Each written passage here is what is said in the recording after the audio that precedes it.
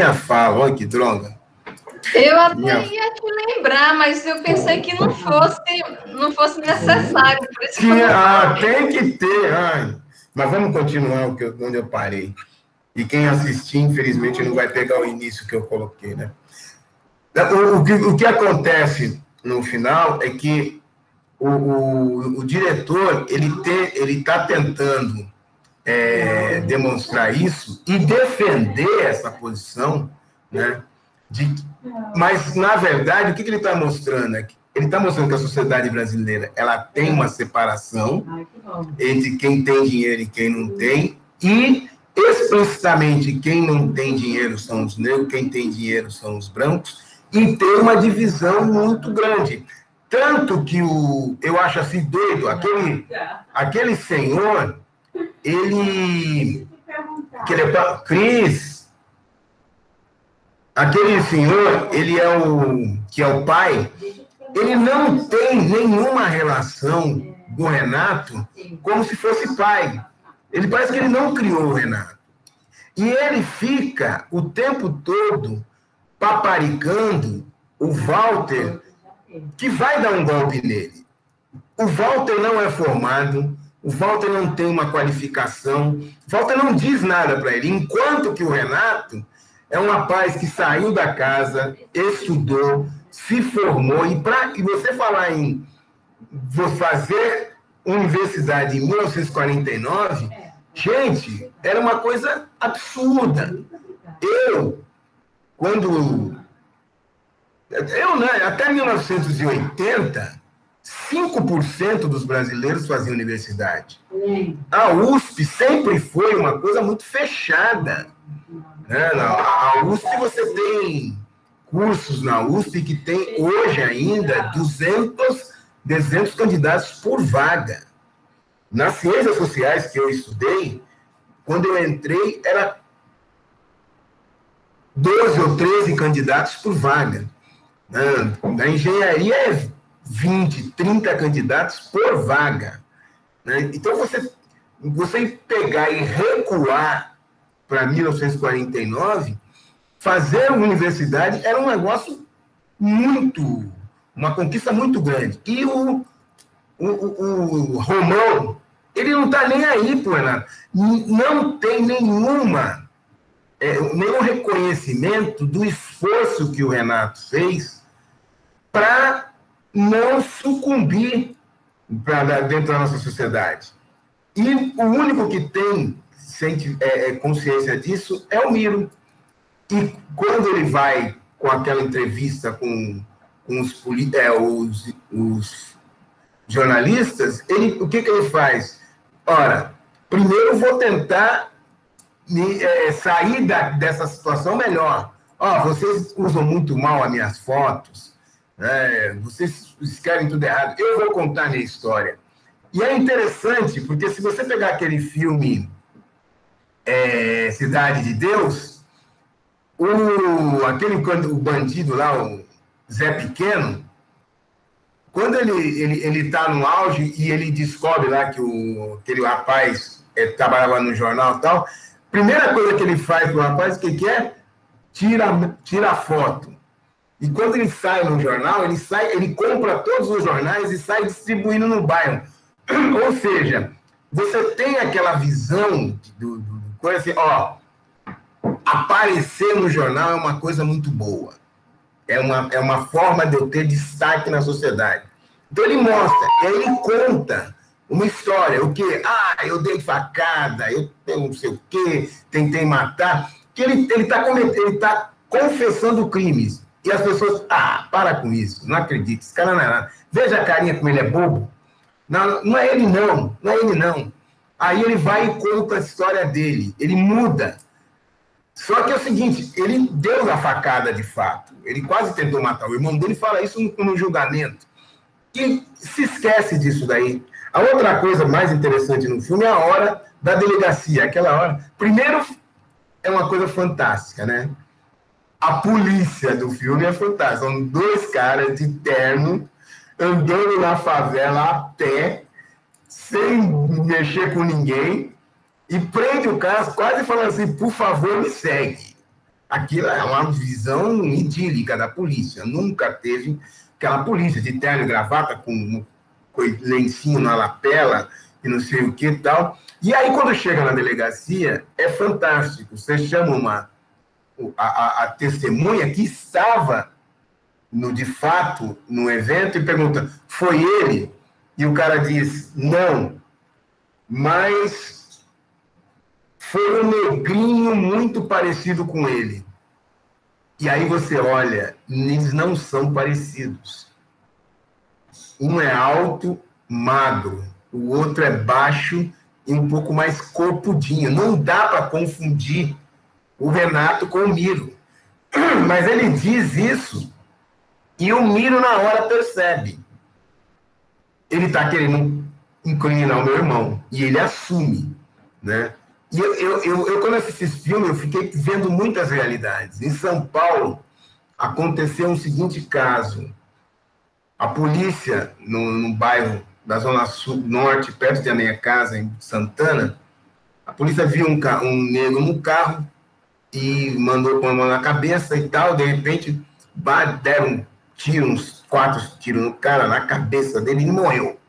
Aí chegaram na delegacia e falaram o seguinte, ele roubou o carro, nós fomos abordá-lo, ele reagiu, nós revidamos e ele morreu.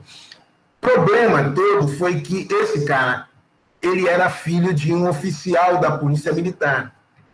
Um negro que era oficial da Polícia Militar. E ele vai para a delegacia e diz, não, meu filho não é ladrão.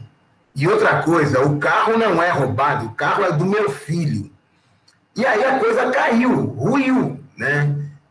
Ou seja, a polícia matou. E quem era o cara? Era um odontólogo ou dentista que estava voltando do aeroporto de Guarulhos, onde ele tinha levado a noiva dele, que era uma holandesa, que ela estava voltando para a Holanda e tal.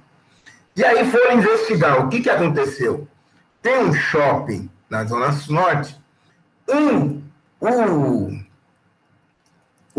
manobrista pegou um carro e ele achou que daria tempo, ele pegou um carro de um dos caras que estavam lá ocupando o shopping, não, consumidor do shopping, e saiu para dar uma banda no bairro, e bateu o carro.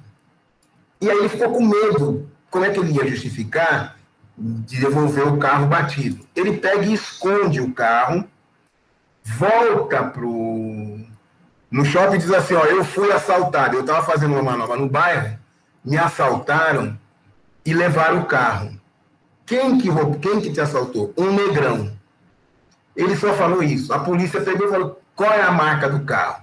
Ele deu a marca do carro, deu a placa, mas foi um negão. A polícia começou a fazer ronda e encontrou esse carro que era a mesma marca.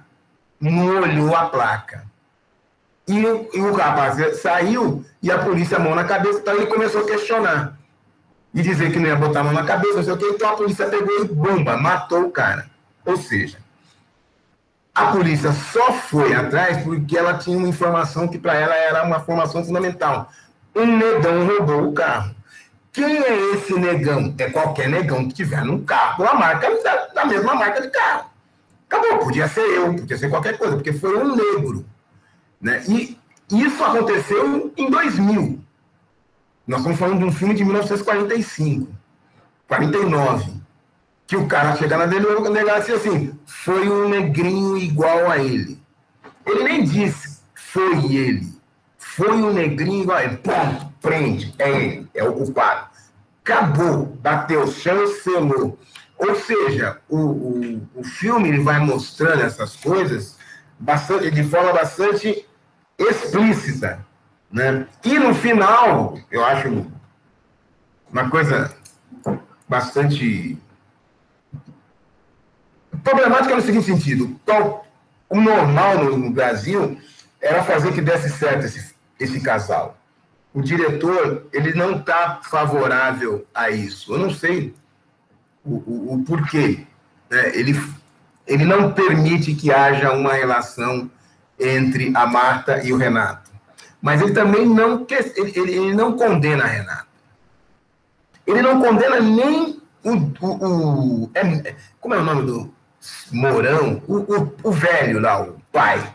Ele não faz grandes questionamentos. Por que os dois negros saíram da casa e o menino e a menina branca ficam e têm uma boa relação? Por que os outros dois não? Por que durante o filme eles nem querem voltar para casa? Eles não querem, ponto.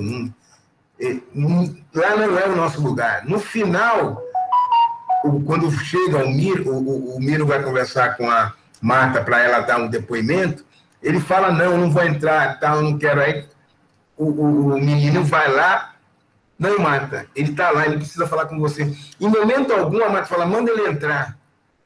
Sabe? Ela vai até ele. Né? E você não questiona isso no filme. Né? O diretor, eu acho, ele está fazendo uma crítica. Né? Eu não acho que é um filme que está chancelando isso. Ele está criticando. Né? E eu também... A tendência, como militante, é dizer que é uma crítica superficial. Para mim, basta como crítica, e principalmente o ano em que foi feito. Não foi feito hoje. E, para a época, esse filme, na minha opinião, ele é um filme bastante avançado. Ele é um filme... Eu fiquei, assim, bastante marcado. Quando eu coloquei no Cineclube, é porque eu entendo que é um filme muito bom. É um filme bom de se discutir. É um filme bom para você pensar a sociedade brasileira. Né? Então, por enquanto, vou deixar aberto aí para vocês. Vocês falam aí o que vocês acharam do filme.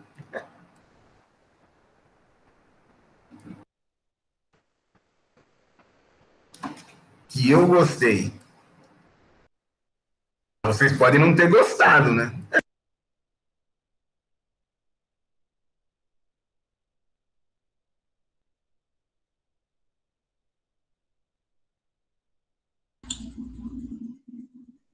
O Marcos se inscreveu.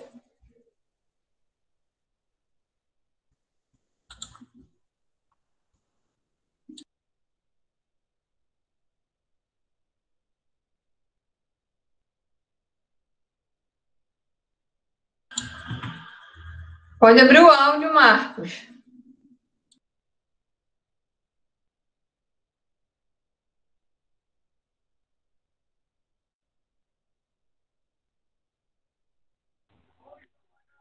Boa noite. Boa noite. Não, pode falar. Assim, não é nenhuma pergunta, é só uma impressão que eu tive. Que eu percebo que a maioria de nós só compartilha mais impressões, né? São mais impressões do que perguntas, né, propriamente ditas. A única impressão, assim, na verdade foram várias, né? Mas a mais marcante para mim é que eu não consegui deixar de pensar nas casas dos senhores, né? No período da escravidão. Porque, assim, a sinopse me engana um pouco, né? A sinopse do filme. Porque tudo que a sinopse fala, na verdade, o filme não mostra, né? Tudo que a sinopse fala é antes do filme, né? Os detalhes que a gente sabe... os detalhes que a gente sabe, assim, sobre o que aconteceu é a partir das falas do Miro e do Renato. Que eles vão detalhando um pouco. E a sinopse ainda mente, por sinal. Porque a sinopse fala assim, que enquanto eles eram crianças, estava tudo bem, né? Só que tem uma cena que o Renato vai na casa do velho, que ele sempre entra ali meio como intruso, porque ele não é bem-vindo ali. Quando ele vai na casa do velho, ele fica conversando com a Marta como que era quando eles eram crianças. E ele fala que o velho proibia eles de ir na sala, né? Que o velho dizia que os dois negros só podiam ficar na cozinha ou então nos fundos. Então não estava tudo bem enquanto era criança, né? Tanto é que o Miro, ele foge de casa aos 11 anos de idade, né? E ali ele já começa a ganhar as ruas, né? Porque o vocabulário dele é das ruas, né? Não é como é hoje, né? Esses malinhos que tem hoje, mas é a personificação do malandro, né? sempre quando a gente estuda a questão da malandragem, assim, a gente volta para essa época dos anos 50, dos anos 60, né? E tem muito essa figura ali que me lembra muito a figura do Miro. E por que me lembra assim muito a Casa Grande? Porque mesmo depois que eles saem de lá, eles ficam sempre no entorno, né? Muito mais o Renato, né? O Miro, pelo que eu lembro, eu só lembro dele indo lá uma vez, né? Que foi depois que o Renato já tá preso, que ele vai lá para pedir ajuda da Marta, né? Para depor. No demais é só o... Desculpa, tô gripado. No demais é só o Renato que fica ali reberando, né? A Marta, de certa forma. Aí eu achei interessante isso, porque mesmo com os maus tratos, né? Mesmo ele não sendo bem-vindo, tanto é que ele não entrava, né? Sempre ficava no jardim, ali, por ali, debaixo da mangueira. Eu achei interessante, assim, porque, como você diz, de certa forma, ele não tem o senso de justiça que deveria ter, né? Ele, é meio assim como se não tivesse vergonha na cara de dar volta na vida. Aí, assim, me lembra muito porque ele fica no entorno, né? Me lembra muito os negros dóceis. Tinha uns que eram mais dóceis e tinha uns que eram mais do contato, né? Aqueles que tentavam fugir e tal. Aí eu representaria mais com o Miro. E aqueles negros mais caseiros, eu faço assim analogia com o rapaz lá, o advogado. Aí eu não consegui não lembrar disso, né? E também pela questão da barreira social. Que mesmo no caso do Renato com a Marta, mesmo ele tendo aquela relação bem, diria assim, mais íntima, mas ali mesmo assim dá certas barreiras, né? Tanto é que ele tenta um romance com ela, né? Uma coisa que é só da parte dele. Mas mesmo assim, ele não sendo correspondido, você vê que por trás daquilo ali está muito mais do que o simples fato deles terem sido criados juntos, né? Eu percebo ali outros elementos envolvidos além desse impedimento. Que, como você colocou, no filme não é bem um impedimento, né? Que você disse que até como é que diz?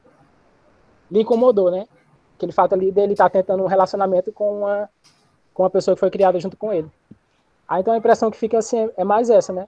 Tem mais algumas mais que eu secundarizei, né? Eu deixei essa como principal, que foi a que mais me marcou no filme.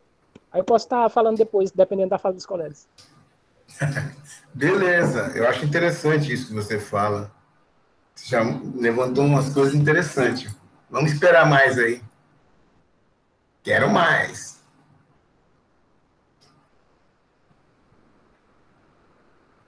Vamos aí. Fazer chamada oral? Então, pessoal, boa noite. Eu gostei muito do filme, eu confesso que eu não conhecia esse filme. A trama, né? A trama muito boa, o enredo muito bom. Eu gostei muito do roteiro também. A maneira com que o roteiro foi elaborado, assim, foi muito bom. A personagem do Miro, ela não foge muito dos modos de relação artísticas do Grande Otelo. Eu acho que quando você assiste o filme, você vê muito... Eu vejo muito Grande Otelo no filme, vejo muito mais o Grande Otelo do que o próprio Miro, a forma debochada de se relacionar. Né? Ele debocha do irmão quando o irmão vai se tornar um bacharel em direito. Né? Você vai ser um advogadozinho de porta de cadeia, de pequenas causas. Mas eu vou poder ajudar você quando você ser presa. Eu não. Se eu cometer um delito, vai ser um advogado de grande cartaz. E quando ele comete o delito, ele vai ser preso, vai ser libertado pelo próprio irmão, né? Com um discurso de defesa altamente qualificado. Eu observo esse filme ele me faz fazer relações com outras coisas também. Principalmente durante a defesa que ele está fazendo do irmão. Quando o irmão, o advogado, está fazendo a defesa do irmão no tribunal, é um filme de 1949, mas nos lembra muito os discursos atuais, né, de tentar compreender o sujeito dentro da conjuntura social que ele vive. E isso me levou a pensar dentre outras coisas, no mundo fictício, me levou a pensar aquela música dos Racionais, Tô Ouvindo Alguém Me Chamar. Porque no Tô Ouvindo Alguém Me Chamar, você observa que são dois irmãos também, e um tem uma vida mais desregrada, e o outro vai ser advogado. Né? Quando ele fala, acho que é direito à advocacia, acho que era isso que ele queria. Né? Então, sim, são dois irmãos que levam rumos contrários. Né? Isso me lembra muito. Essa questão do malandro, né, que o colega Marcos colocou agora há pouco, por ser um filme que se passa na década de 40, tem uma cena, ainda nos primeiros 20 ou 30 minutos de filme, em que o Miro ele tenta conseguir uma navalha. Né? E a navalha, naquele período, ela era uma arma, né? Eu não sei se o Código Civil da época já categorizava como arma branca, mas ela era uma arma muito utilizada por quem praticava capoeira. Né? Então, os capoeiristas, na época, eles utilizavam muito a navalha. Né? Sempre andavam muito bem trajados e utilizavam a navalha como um elemento de defesa. Né? Eu penso que talvez, isso não fique claro no filme, mas talvez a personagem ela seja como se diz, abre aspas, vadio, né, fecha aspas, da capoeira. Né? Isso me chamou bastante a atenção no filme. E aquela cena, a cena de quando ele fala assim, por exemplo, foi um negro qualquer, foi um negrinho. Isso reforça muito o estereótipo de que os negros como se os negros não possuíssem identidade. Né? Como se todos os negros fossem iguais a julgar pela cor da pele. Né? A julgar pelo estereótipo de você ser negro, a julgar pelo estereótipo da pigmentação da pele do indivíduo. Né? Eu lembro uma pegadinha do Cacete Planeta, sei lá, uns 15, 20 anos atrás, em que a polícia no seriado ia prender um indivíduo, só que a pessoa era o Pelé. Né? No Cacete Planeta a pessoa era o Pelé. E aí o policial falava assim, negão, no Brasil todo mundo é Pelé. Aí ele vai e chama um policial que o apelido do policial também é Pelé. Né? Ou seja, o que você tem? É como se no Brasil todos os negros fossem iguais. Como se não existisse uma identidade entre os indivíduos que os categorizassem como sujeitos diferentes. Né? Fica essa impressão um pouco no filme, né? Tem essa representação um pouco no filme. Mas você tem também essa coisa, né, dele ter essa aproximação com a menina branca, né? Dá a impressão de que eu tenho a impressão de que ela também, de que o sentimento dela é recíproco, né? Mas eu penso que dá a impressão que existe uma reciprocidade, mas dado o contexto da época, ela reprime. Né? Dado o contexto da época, ela reprime. Existe essa autorrepressão nas cenas do filme. Né? Mas, para encerrar aqui a minha fala, quando ele vai alertar o senhor na casa, né? De que aquele rapaz ele não é um indivíduo com boas índoles, de que ele tem comportamento duvidoso, e ele é chamado de negro, e ele é expulso, ali a gente vê uma face extremamente escancarada de racismo, né? E ele sente isso. Né? A maneira com que ele se retira da residência é uma maneira com que o telespectador também sente. Né? Você sente a forte pressão da corrosão do racismo. E só para encerrar, assim, pelo fato dele ser advogado, e eu acho que aquela cena ali ele não é respeitado, né? A cultura bacharelesca naquele momento ele não é respeitado. E aí me lembra muito Luiz Gama, né? Que o colega Marcos colocou a data aí da fundação da Associação dos Magistrados Brasileiros, né? Mas se a gente for lançar a rede um pouquinho mais antes, ainda lá no século XIX, o Luiz Gama, né? Ele não teve o direito de frequentar as aulas na Faculdade Lago São Francisco. Né? Só agora, recentemente, a OAB o reconheceu, né, em sessão solene, na mesma faculdade em que ele não teve o direito de frequentar, né, o direito de ser um advogado, mesmo que pós-mortem, mas que faz muito sentido ainda, né? Então, eu acho que o filme ele traz essas indagações, essas inquietudes, né, que são bastante pertinentes. Né? A princípio é isso, pessoal. Passar para outro colega. Pô, valeu a pena. Vamos ouvir mais, vamos ouvir mais.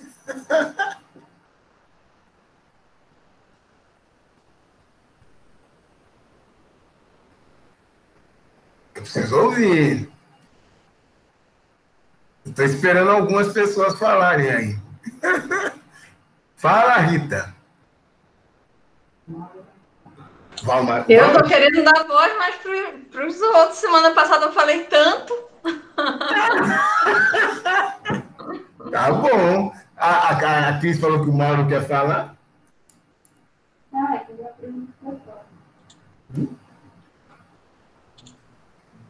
Assim, mas eu só quero... Eu tenho um elemento que quando aparece no filme, eu sempre lembro que acontece também até hoje, as histórias de adotar. Né? O adotar até hoje tem essa discussão de quem que a gente vai trazer para casa. Eu não sei, assim, pelo filme mostra uma situação, mas eu sempre lembro daqui da região norte, né? A história de sempre ter uma família mais pobre, né? Que pede para que o filho seja levado para a cidade, para que ele estude, ao estudar, ao ir para a cidade e morar na casa de uma pessoa, essa pessoa, além de dar acolhimento, vai dar a possibilidade de um estudo que antes poderia não ter no seu local de nascimento, né, ou de moradia, enfim.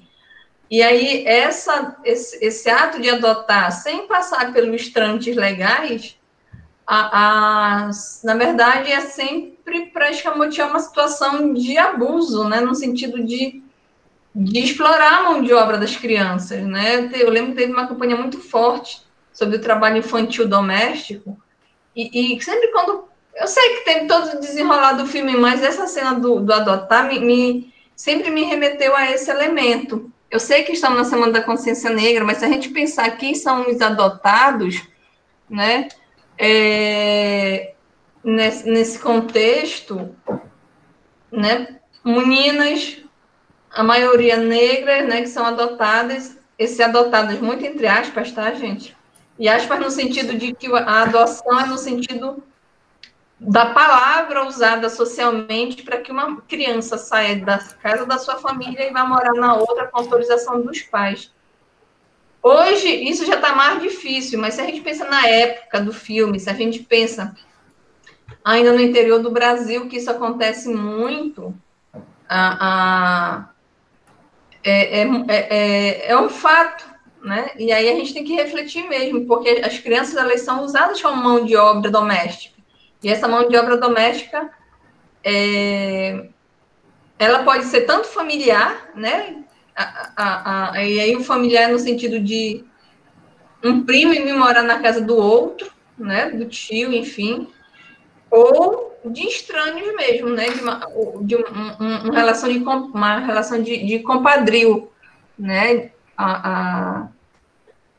Fulano é madrinha de fulano que precisa estudar, então vai para a casa da madrinha, que a madrinha tem mais condições. Geralmente essa ideia de padrinho e madrinha é exatamente esses que são, né, que tem um pouco mais de condições, não só financeira, mas de apoio mesmo físico, moral, para que essa criança continue, né, nesse caminho, né, que a família pretende ter. Então, assim, eu vou me limitar a esse ponto, porque isso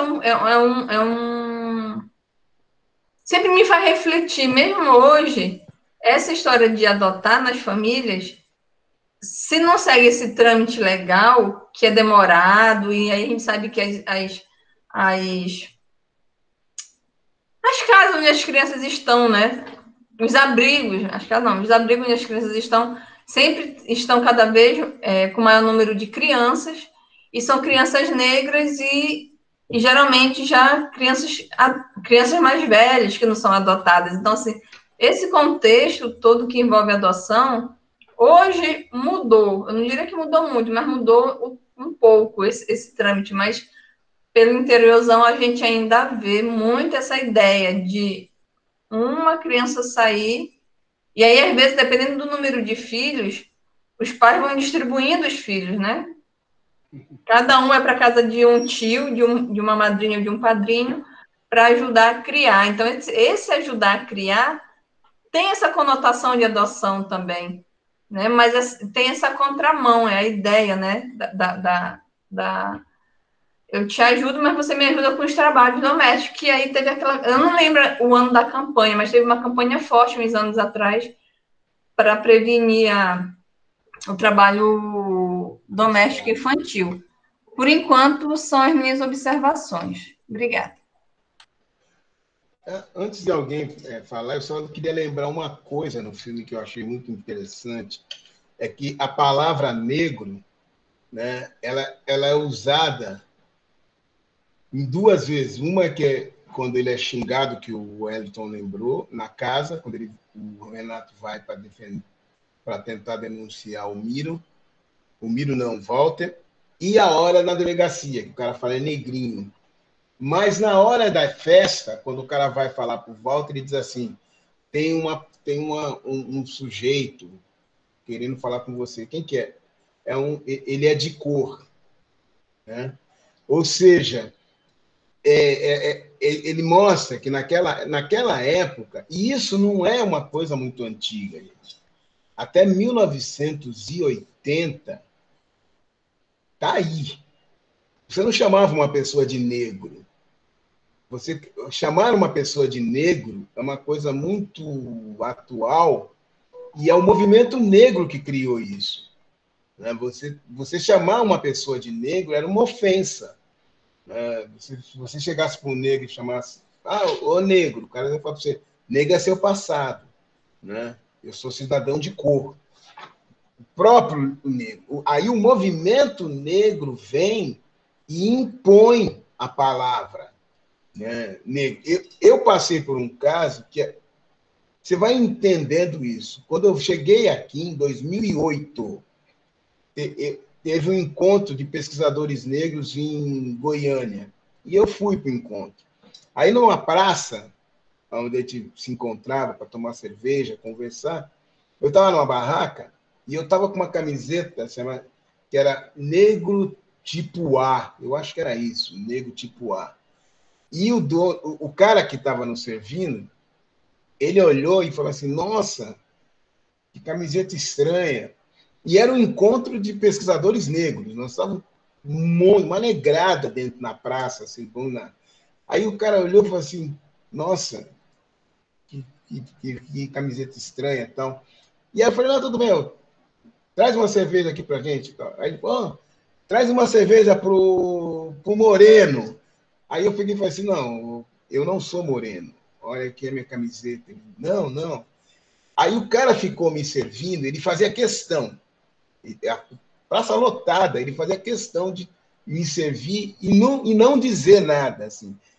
E aí, só que a gente vai ter uma aproximação. Eu comecei a conversar com ele, ele vinha, aí estava uma mesa com várias pessoas tal, e eu conversando, chegou uma hora, ele pegou e falou assim, mais uma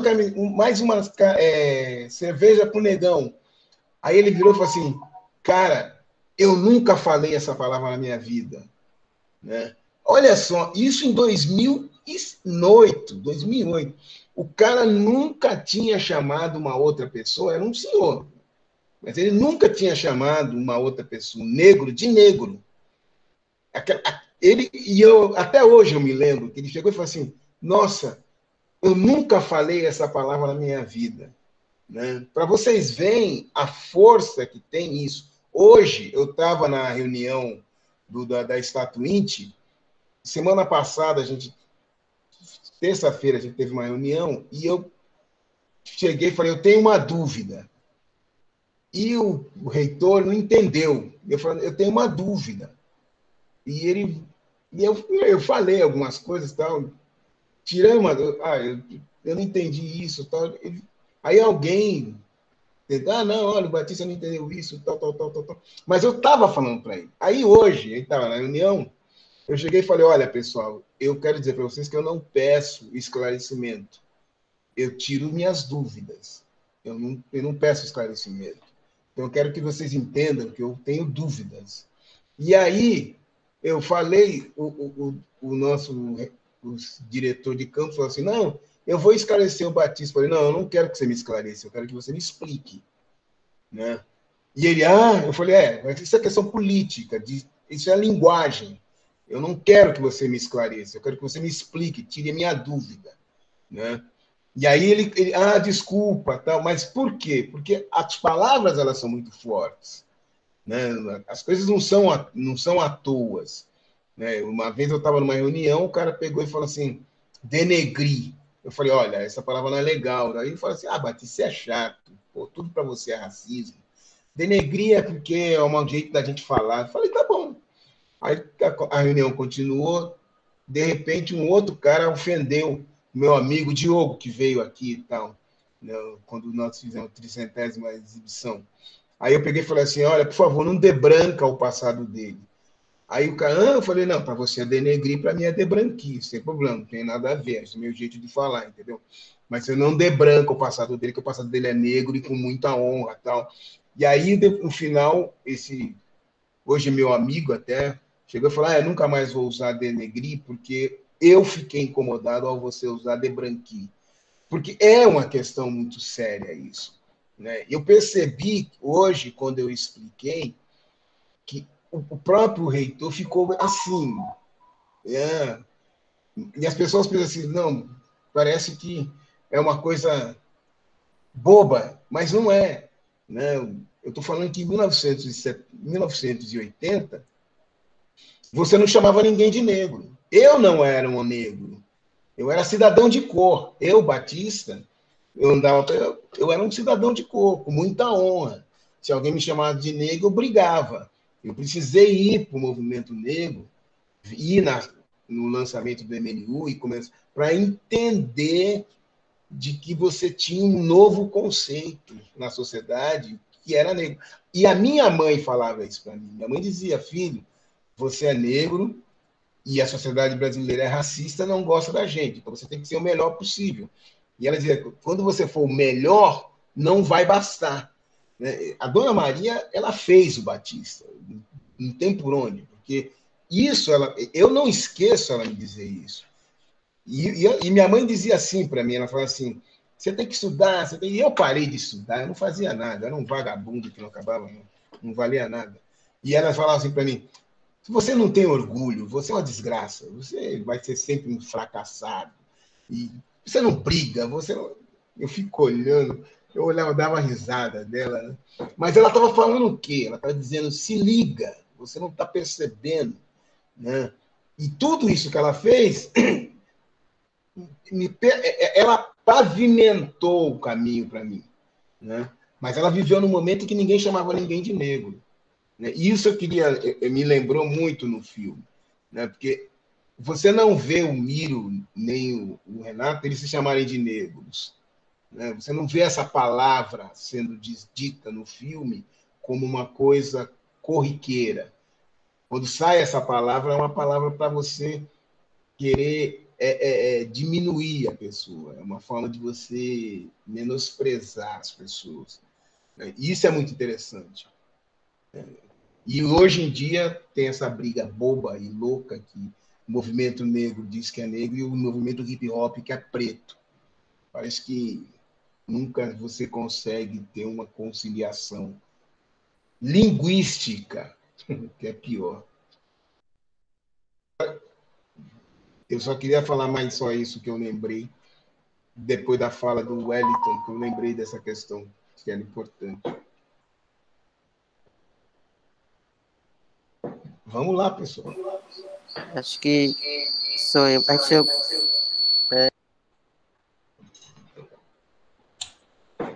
Fecha o teu áudio, João. Não, acho que foi eu aqui. Não é lá, é na dele. Ele está com duas aqui. Foi. Então, me chamou a atenção algumas coisas, né? Acho que no no aspecto técnico, né, é interessante a gente ver um filme antigo e pensar nos filmes modernos, né? Assim, os diálogos, né? É como se fosse tudo recitado, né? Não é natural, né? Assim, dos personagens, eu acho que o que estava mais natural, assim, era o Grande Otelo mesmo, né? O personagem, o Moleque Miro. E é interessante também, né? Esse nome, né? Moleque, né? Se a gente pensar, né? Porque ele é um negro que é adulto, né? E é chamado de moleque, né? É, eu sempre achei isso ofensivo. Eu acho assim, quando me chamam de moleque, eu acho que é uma coisa extremamente ofensiva, né? Mas as pessoas, enfim, né? Chamam de moleque e tá tudo bem, tá tranquilo. Mas a gente pensar no contexto norte-americano, né, que se chama de boy, né, é uma ofensa racial, né? É, Enfim, então nesse aspecto técnico eu achei interessante, né? As falas parecem ser saídas de um livro, né? Porque é tudo muito certinho, não tem sotaque. É uma coisa, enfim, né? É que a gente é muito também tem um jeito de falar ou um sotaque que é tido como certo, né? Então, normalmente é um sotaque, acho que mais paulista. Eu acho que acaba que se aproxima mais, né, o jeito deles falarem, né? Mas é essa coisa bem marcada, né? Eu acho recitada mesmo. Achei interessante, né? Muito diferente dos filmes que a gente vê hoje, né? E aí o personagem do Grande Otelo também, né? O moleque Miro, ele vai meio que encarnar essa figura do malandro, né? E aí me chamou um pouco a atenção, né, esse aspecto, a fala, né, do Marcos, né? E é interessante, né, que esse aspecto da malandragem, né, não é apenas uma questão, porque o Marcos ele colocou uma questão de data, né? Aí no período da década de 50, né? Então existe uma cultura ou um modo de ser, né, que as pessoas colocam como do malandro, né? Mas é que a malandragem a gente pode pensar além disso, né? Porque até muito recentemente, né, no Código Penal tinha o crime de vadiagem, né? O Batista até já contou algumas histórias, né, sobre isso. Mas, enfim, a malandragem, a vadiagem, né, se a gente for pensar, são formas de criminalizar o negro, né? Então, quando se coloca um crime de vadiagem ali no Código Penal, então, se a gente comparar os dois personagens, né? Então, o moleque Miro que não tem instrução, né? Então, assim, as possibilidades dele se inserir no mercado de trabalho, em algum trabalho que não seja muito degradante, né, não são muito altas, né? Então, a maior possibilidade é dele ter que enfrentar um trabalho que ele não vai gostar, né? E aí ele não quer se submeter àquilo, né? Então, o negro ele tem que se submeter, né? Ele não pode escolher o que ele vai fazer, né? Ele tem que se submeter ao que aparecer, né? E aí, se a pessoa não quer se submeter, ela vai ser presa por vadiagem, né? Então, ela não está se enquadrando, né? Ou, enfim, né? Eu acho que se relaciona muito, né? Inclusive ao passado escravista, porque haviam leis, né? No período escravista que, né, um negro, por exemplo, não poderia entrar em um bar e ficar por muito tempo se não tivesse comprando, se não tivesse trabalhando, né? Então ele não poderia estar ali para se divertir, era proibido, né? Então, assim, é interessante a gente pensar que isso é uma sobrevivência, né? Isso que a gente vê no século XX, né? Da criminalização da pessoa que está sem fazer nada, né? Do ócio mesmo, né?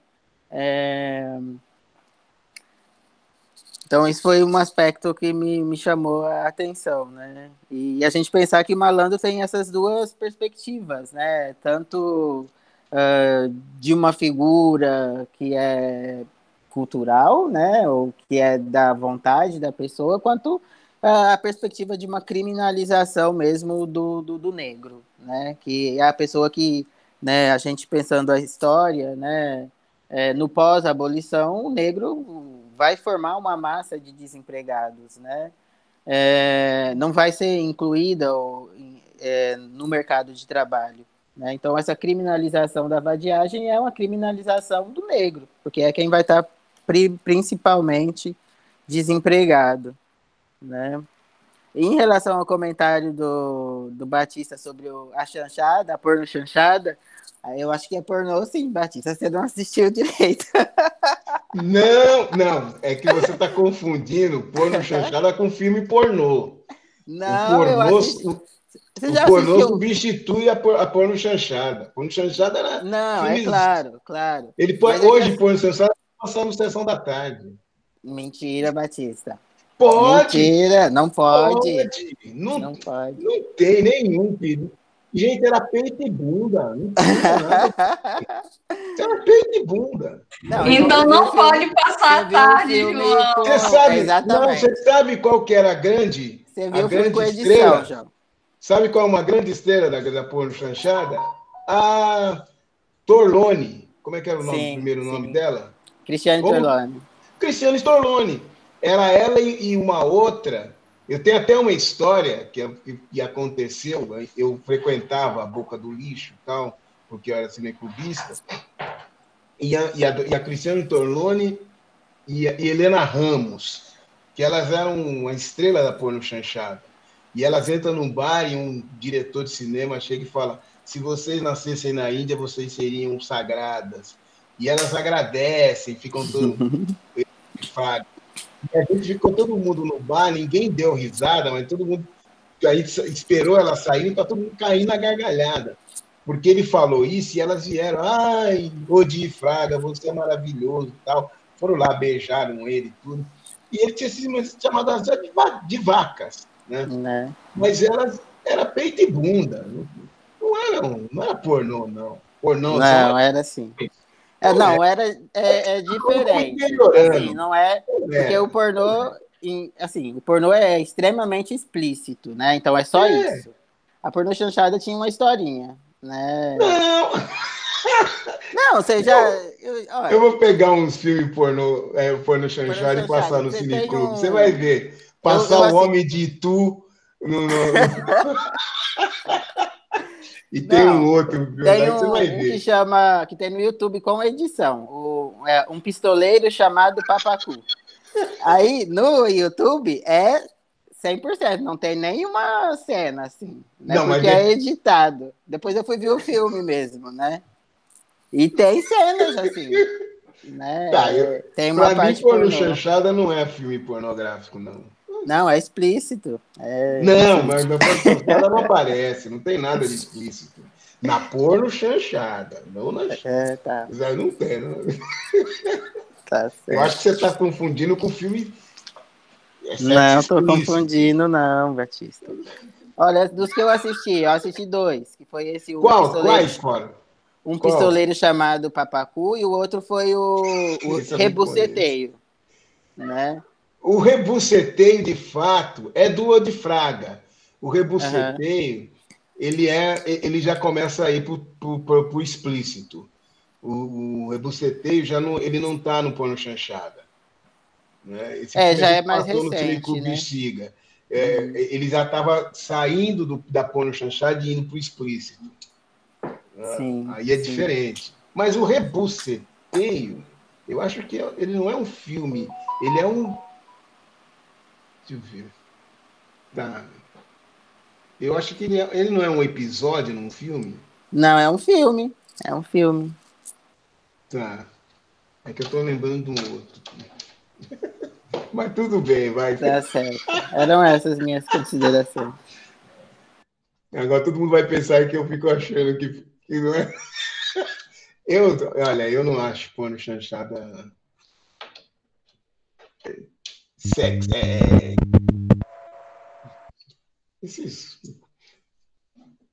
É explícito. O João ficou sem palavras. Porque ficou. O Mauro agora me deixou. Eu não acho que é explícito, mas. Mas essa coisa da linguagem, no que se refere a questões negras, ela é muito interessante, né? Porque, como bem colocou o professor Mauro a respeito dessa criminalização daquilo que é negro, principalmente de manifestações negras, eu não posso deixar de falar na capoeira. Porque, por exemplo, com o Código Penal que entra com a Proclamação da República, em 1891, a capoeira, ela, que não era capoeira na época, né, era capoeiragem. Capoeira era quem praticava o esporte, né? Ela vai entrar dentre os crimes de malandragem, de vadiagem. Vadiagem é um termo que, nos dias de hoje, nós utilizamos muito ainda dentro do universo da capoeira. Então, no universo da capoeira, quando a gente chama vadio, chama vadiagem, significa que você vai jogar, que você é esperto, de que você vai brincar naquele momento. Mas quando a Mestre Bimba, por exemplo, ele cria a capoeira regional, e a capoeira ela é retirada do Código Penal em 1937, no Estado Novo, o Mestre Bimba ele vai fazer o seguinte, ele vai dar uma roupagem, uma nova roupagem para a capoeira, para que ela não seja vista como um esporte de malandro. Tanto é que um dos critérios que o capoeirista de Mestre Bimba, para frequentar a academia de Mestre Bimba, ele tinha que trabalhar, ele tinha que ter emprego fixo. Né? Se ele não tivesse emprego fixo, ele não treinava na academia de Mestre Bimba. E Mestre Bimba não vai utilizar o termo na fachada da academia dele, ele não vai utilizar o termo como se fosse, assim, por exemplo, a Academia de Capoeira do Mestre Bimba. Não. Ele vai utilizar o termo Ginástica Regional Baiana. Isso que a gente está colocando agora, né, que o professor Batista muito bem colocou, agora há pouco a respeito da linguagem, acho que Mestre Bimba, né, que era basicamente semi-analfabeto, né, no início do século XX, ele já via isso. Né? Ele pensou o seguinte, olha, para a gente não ser perseguido, nós temos que fazer uma mudança nos conceitos que nós vamos utilizar. Então ele vai passar a utilizar qual é o termo? Ginástica Regional Baiana. Né? Mas dentro da academia utilizava o termo capoeiragem e capoeira. Né? Muito bem. Mas nessa questão do negro e do preto, no livro Nem Preto e Nem Branco, muito pelo contrário, da Lilia Schwartz, tem um trechinho que ela fala sobre isso. Né? É como se parece que o negro parece que fosse um sujeito passivo, né? Que ela diz que ela conta uma narrativa em que tem dois negros fujões, dois negros rebeldes, dois negros que estão na casa do Senhor. E os dois negros mais rebeldes, eles criticam os outros dois negros, assim, até quando vocês vão ser dois negros cativos, dois negros que vão ficar dependendo dos seus senhores. Né? Então a gente tem essa questão linguística que é muito forte dentro dessas relações étnico-raciais. Né? Então, foi quando o pessoal estava discutindo, foram coisas que me veio à mente. Né? Principalmente essa relação com o livro da Lilia Schwartz, e dentro do universo da capoeira. Né? Porque dentro da capoeira, dentro do universo da capoeira, por exemplo, nós temos ainda hoje o termo vadio. Né? Dentro da capoeira de Angola, por exemplo, existem grandes cantores da capoeira de Angola que, quando vão compor as suas músicas, sempre utilizam a expressão vadio. Mas ela é uma expressão que fica restrita àquele espaço. Né? A vadiagem é um momento de brincadeira, é um momento de esperteza. Né? A vadiagem, a malandragem, como se fossem características de esperteza do negro para ele conseguir se sobressair. Ou seja, para ele conseguir sobreviver. Sobreviver como um indivíduo independente que não precisasse ser submisso a um senhor, submisso a um outro indivíduo. Né? São algumas características. Eu assisti ao filme à tarde, porque eu tinha reunião com o sindicato, tinha um outro evento também da UEG. E, infelizmente, cheguei atrasada no debate. Eu não sei se já foi pontuado essas questões que eu percebi e que quero falar. Que é aquele momento que ele vai defender o irmão dele, defende, faz toda a defesa, consegue ali a absolvição do irmão, e para o juiz, o irmão nega o parentesco. Aquela hora me deu assim, uma coisa, falei, poxa, o cara negar o irmão. Aí quando eu vai para o término do filme, eu olhei com outro olhar, com o olhar de que ele tinha o irmão como a melhor coisa que ele tinha na vida.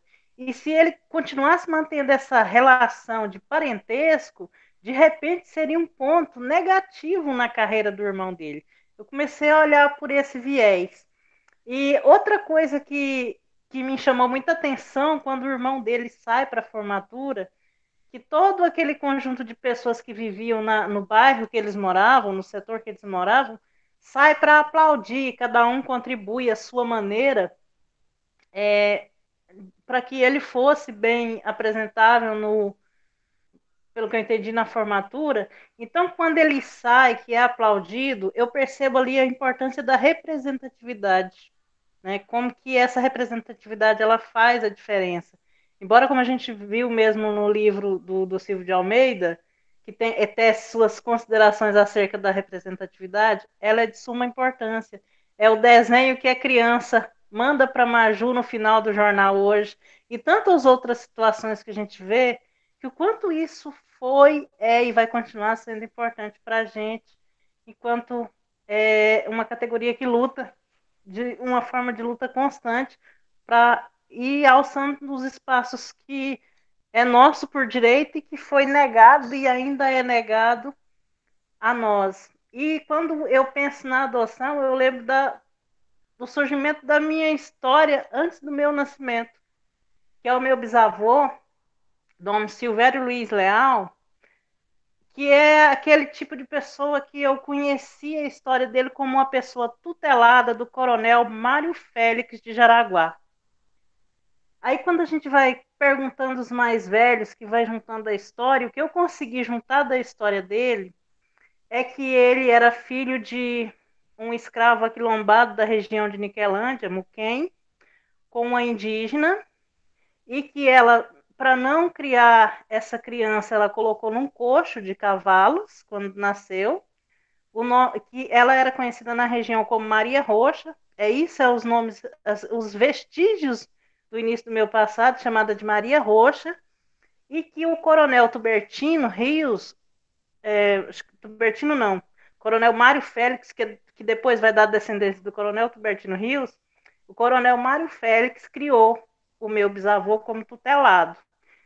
É o quase da família, mas não é família, né? Então, o meu bisavô cresceu ali e ele se tornou uma espécie de capanga da fazenda, né? Então, ele se casou ali naquela região, foi um capanga da fazenda, e num dos eventos políticos da época, de muita disputa e muita confusão em Jaraguá, ele foi um dos que, a mandado desse coronel, queimou a forca em Jaraguá, queimou o cartório. Teve um movimento revolucionário em que, por razões documentais de terra e tudo mais, fizeram uma revolução, quebraram a forca e com a forca que tinha em Jaraguá, colocaram fogo no cartório.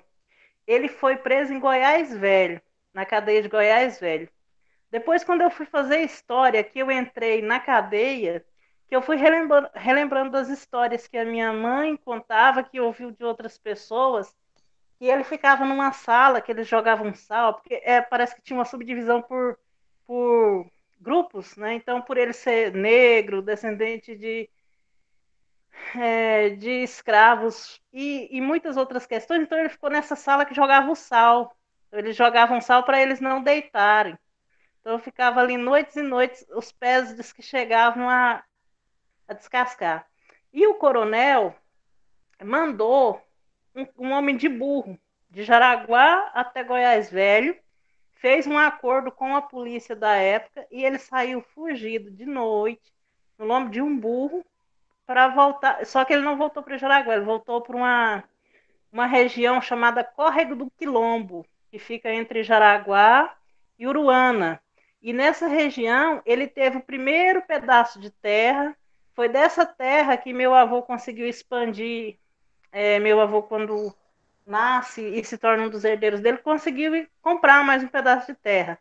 E uma coisa que sempre me instigava é por que numa região tinha um único córrego chamado Córrego do Quilombo, e a vila da cidade, os santos padroeiros de lá são São Benedito e Santa Bárbara.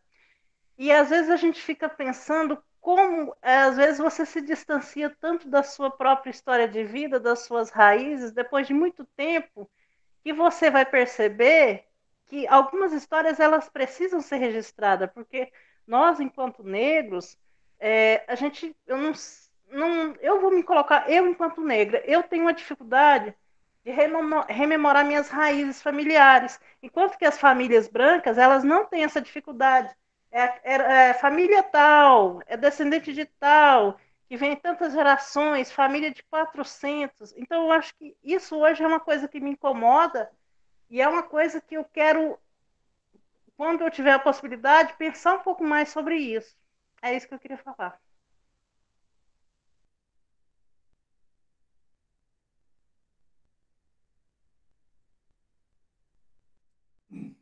Boa Tem noite a duas. todas e a todos.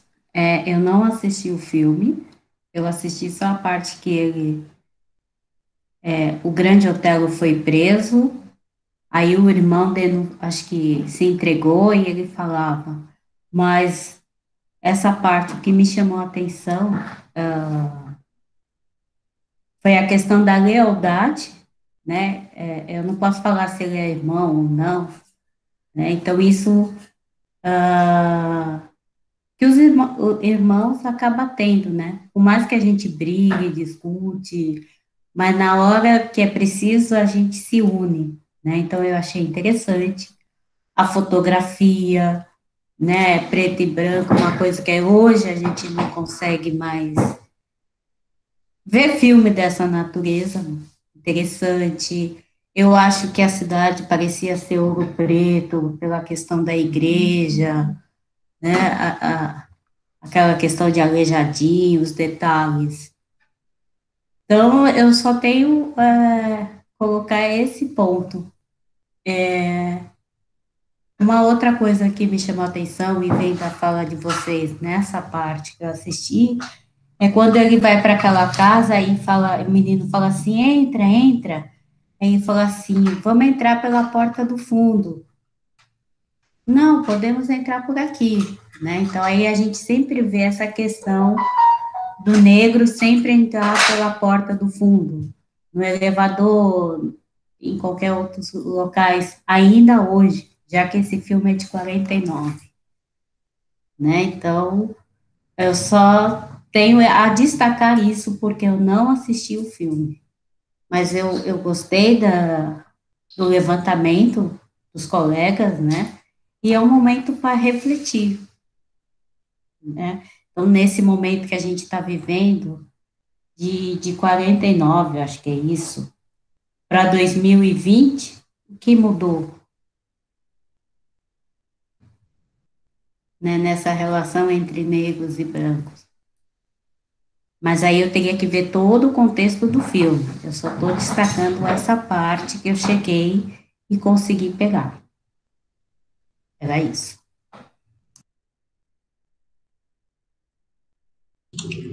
Com essa fala da Cris, me lembrei de uma. Eu não sei se foi a Angela Davis que falou num desses eventos agora recente, eu não lembro, mas eu também não lembro onde eu vi, se foi com ela ou se foi, enfim, são tantos eventos que a gente assiste, mas tem, tem uma. Me marcou a história, mas eu acho que foi ela. Teve um evento que eu acho que foi mês passado, mês retrasado, que eu ouvi que ela contou uma história. Gente, eu vou repetir, mas se vocês lembrarem quem foi que falou, vocês digam.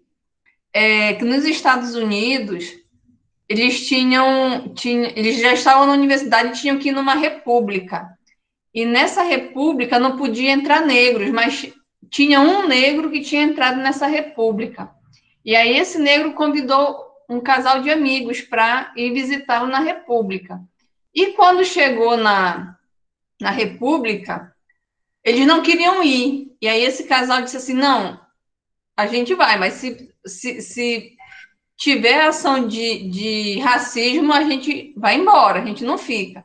E aí, quando eles chegam nessa república e o amigo recebe eles pela porta da frente, vem um outro aluno, um outro morador da república e diz para ele que eles não podem entrar pela frente, porque não é permitido. E aí eles se olham, né, os homens, né, porque o que tinha convidado era um homem. Aí o homem olha para o outro e diz assim, eu não disse para você que se tivesse racismo a gente ia embora? Aí o rapaz branco que disse que não podia entrar disse assim, não pode entrar pela frente ela, porque é uma república de homens. Ela tem que entrar pelos fundos. Então, assim, era uma mulher negra junto com um homem negro indo visitar um amigo negro numa república branca. Se fosse só isso que ela contou, né? Se fosse só o homem, ele entrava pela frente por ser negro junto com esse amigo, mas como tinha mulher negra, é que ela foi, né? Aí depois disso ela ficou pensando, tudo bem, quer dizer, racismo para eles não foi, mas foi sexismo, mas não era o debate do momento, né? A discussão sexista, mas e aí ela falou que depois disso ela começou a lutar pelas causas das mulheres negras, porque os homens não conseguiam perceber que isso era racismo, porque era uma questão da mulher negra. A Cris falou isso agora, e aí eu me lembrei desse fato. Eu não sei se foi a Angela Davis ou, enfim, mas foi um caso que eu ouvi e isso me marcou muito nessa discussão do entrar pelos fundos, né?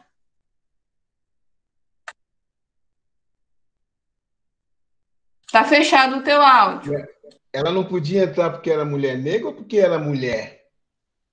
Porque aí você pode ter ou só sexismo mulher. ou sexismo. Pois é, ela disse que era sexismo, mas aí ela também percebeu que esse momento era um momento de racismo. Mas os homens não perceberam isso, porque não impediu o homem, só impediu a mulher. Aí então, ficou assim, só sexismo.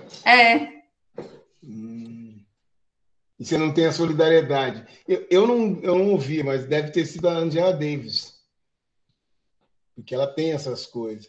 Tem uma coisinha que eu também lembrei quando o Mauro está falando, dessa coisa de chamar de boy negro.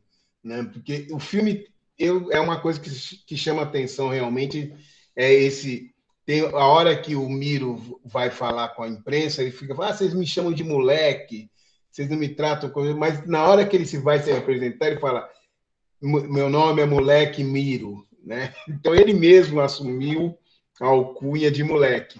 Mas nos Estados Unidos, durante muito tempo, principalmente no Sul, né, o negro ele sempre tinha que chamar o branco de senhor, de sir, de mister, tal, mesmo se fosse um adulto, um idoso negro com uma criança branca, o negro, o adulto, ia chamar a criança branca de senhor. E a criança branca ia chamar o negro de boy, de menino. Aí, em 1970, teve um caso que eu achei interessantíssimo. Tinha um lutador, Bob Foster, que era meio pesado, lutava muito bem esse cara. E ele vai lutar com um francês. E esse francês dá uma entrevista e os caras falam assim, o que você acha que vai ter da luta? E o cara fala, eu vou encarar o boy e vou dar umas porradas nele, não sei o quê, papapá.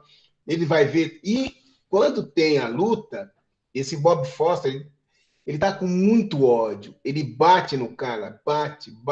Quando o cara vai cair, ele parava. Esperava o cara se recuperar, ia lá e batia. Quando o cara ia cair, ele parava. Foram 12 assaltos, mais ou menos. Ele arrebentou o cara. Ele arrebentou. Aí o pessoal, a imprensa chegou e foi para o Bob Foster e falou, o que aconteceu? Ele falou, não, eu quis mostrar para esse branco que ele tem que respeitar um negro. Ele está achando que eu sou o quê? Né? E aí os caras falam, por quê? Pô, ele ficou dando entrevista me chamando de boy. Ele tá pensando que eu sou o quê? Aí foram entrevistar o cara. E o cara é um lutador francês. Aí ele pega e fala assim, mas ele não chama, o nome dele não é Boy, ele era Bob Foster. E ele confundiu Bob com Boy, né? E ele falou assim, mas o nome dele não é Boy? E o pessoal falou, não, o nome dele é Bob, né? E o cara tinha apanhado porque ele confundiu palavras. E o outro não aguentou. Para ele foi muito ofendido.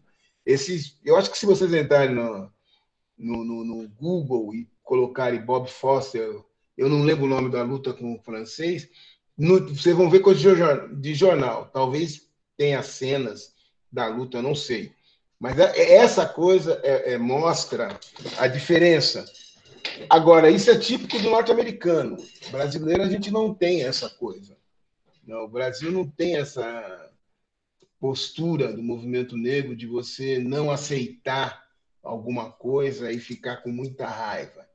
Eu, por exemplo, eu dou o meu exemplo. Quando eu estava estudando na USP, estava no segundo ano, um aluno falou denegrir, eu peguei e falei, pô, eu não discordo, tal, não que. E aí a professora, pô, eu estou falando isso com dor no coração, porque foi a Maria Cela Paoli, uma professora que eu adoro, que faleceu. Ela, na hora, ela pega e, olha, eu nunca pensei assim, acho interessante o que você está falando. Ela aceita o meu argumento.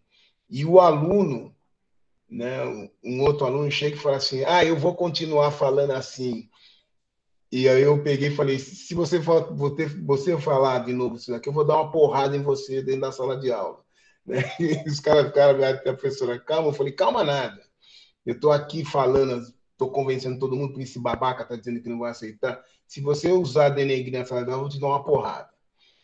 E aí ficou todo mundo assim, tinha uma colega que também adoro muito, a Isabela. A Isabela chegou um dia para mim e falou, Batista, posso falar uma coisa para você? Porque aquele dia você falou aquilo porque você não tinha lido o texto, né? E era fato, eu não tinha lido o texto, mas também não tinha não tinha gostado do que o cara falou. Mas eu assumi uma posição que no Brasil você não assume, você não tem essa coisa de confronto. E nos Estados Unidos tem. Provavelmente, no filme, esse negócio de menino miro era como o pessoal se colocar no meio da malandragem. Porque na malandragem você tem muito... o que prevalece é muito como é que fala? O apelido, né? O presidente do Camisa Verde e Branco era... Seu Inocêncio era Omulata, né? Então vamos chamar o Seu Inocêncio de Omulata, né? Acabou. Quem chamava de Seu Inocêncio eram pessoas que conheciam ele há muito tempo, né? O povão conhecia o Mulata. Seu Nenê, ninguém sabe, Luiz Alberto, seu Nenê da Matilde. Porque o apelido prevalece frente ao nome, né? No meio da negrada mesmo. Eu nunca tive um apelido meu, na família eu era Bá. Bá. Então, não, a Cris pode ter que dizer JB. JB é coisa da Cris, não é da família. Minha família me conhece como Batista. Ou então era Bá da família. Minha mãe, essas coisas. Mas é interessante. Tem muitas. Esse filme é bom por causa dessas coisas. Isso que você falou, Rita, da adoção, por exemplo, que a Maria fala, eu estava vendo aqui, tinha a Roda dos Enjeitados, né? Não, dos Expostos, Roda dos Expostos. E o filme é muito uma coisa... O Marcos fala uma coisa que é verdade. Isso eu até destaquei no meu texto. A sinopse do filme é contar o que aconteceu antes do filme. Você lê a sinopse, é para você entender a história do filme, né? Porque o filme não mostra aquilo. Agora, tem a hora que o Miro fala, né? Pô, eu fui largado pela minha mãe com 1 ano. A mãe dele deu. Ele foi. Ele diz assim: fui dado, né? Não fui adotado. Que é bem diferente. O senhor recebeu, e ele recebe os dois não como filho. E eu me lembro, né? É muito comum, hoje nem tanto, mas é muito comum você falar assim, o filho da mulher, da empregada ou a filha, eu sou da família, quase da família. Eu tive uma discussão um dia com uma mulher, porque ela falava, Batista, é muito radical, não sei o quê, porque minha mãe foi empregada doméstica numa família, então eu era quase da família. E aí eu liguei para ela e falei assim, vem cá, você era quase da família, você estudou o quê? E ela não estudou nada, né? Eu falei, e os filhos? Aí ela pegou e falou, uns 2, 3 anos depois, um dia ela falou, Batista, eu mudei a minha forma de pensar depois disso, porque eu sempre pensei que eu era da família, aí você me pergunta o que eu estudei, e eu não estudei nada, e os filhos do dono, dos empregados, do patrão, todos eles fizeram universidade. Né? Mas você tem isso mesmo, você dá o emprego, o presente, os empregos que os filhos não dão, que não usam mais, você dá a roupa velha, e não sei o quê. Ou seja, você é quase da família. Você usa o que a família não usa mais, mas você encobre a divisão social da sociedade. Lógico, então, a outra parte fica naturalizada, a ponto de uma dessas burguesinhas aí, dar uma entrevista, deu uma fala no Facebook, sei lá o que foi, que ela fala assim, ela não entende esse negócio de ficar lutando por direito de empregada doméstica. Empregada doméstica não é trabalhadora. E ela fala isso com uma naturalidade. Empregada doméstica não é trabalhadora. É empregada doméstica, que trabalha de segunda a domingo. Né? Não tem folga, não tem nada. Por quê? Porque quem tem folga é o marido dela, é o filho, tal, que são empregados. Empregada doméstica não é empregada, não é trabalhadora. É interessante. Empregada doméstica não é trabalhadora. Ou seja, o emprego doméstico é outra coisa, que acaba contaminando o trabalho da mulher na casa, que vira o serviço doméstico, né? Que também não é trabalho. Você não considera isso como produtivo na nossa sociedade, né?